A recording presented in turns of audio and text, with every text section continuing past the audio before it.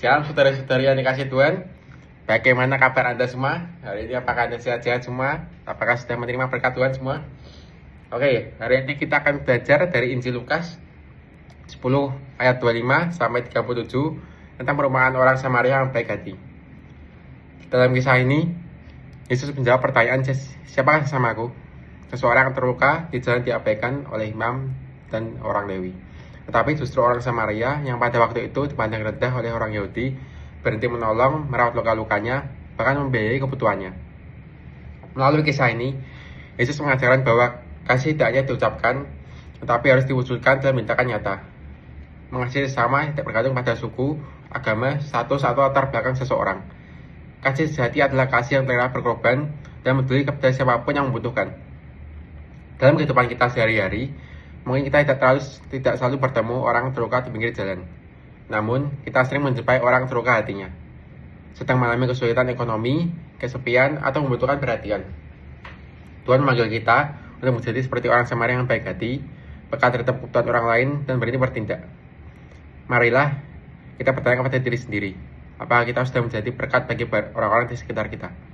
Apakah kita mudah mengabaikan mereka yang membutuhkan, atau kita mau menunjukkan kasih Kristus melalui perkataan dan perbuatan?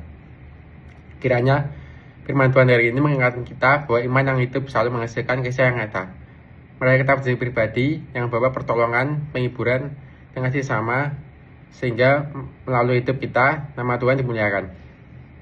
Namun saudara-saudari, seringkali kita berpikir bahwa menjadi seorang Samaria yang baik hati adalah sesuatu yang sulit dilakukan.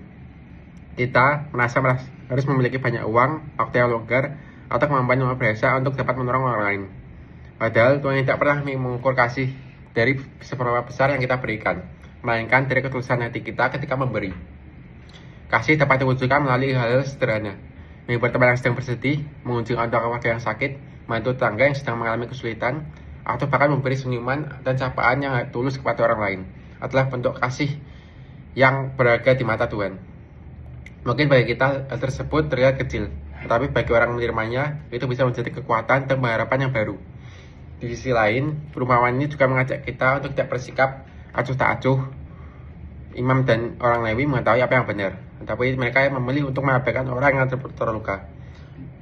Pengetahuan tentang firman Tuhan tidak akan berarti apabila tidak diwujudkan dalam tindakan nyata. Tuhan menghendaki agar setiap orang percaya menjadi pelaku firman, bukan hanya pendengar firman. Oleh karena itu, marilah kita membangun kebiasaan untuk memiliki hati yang peka terhadap orang lain.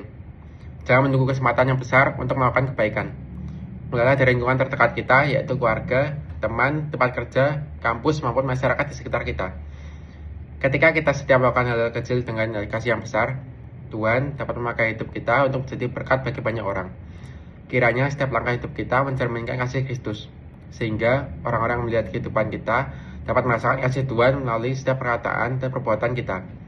Biarlah kita menjadi orang Samaria pada zaman ini, yang tidak ragu untuk mengasihi, menolong, dan melayani siapapun tanpa memandang perbedaan. Tuhan Yesus memberkati kita semua. Amin.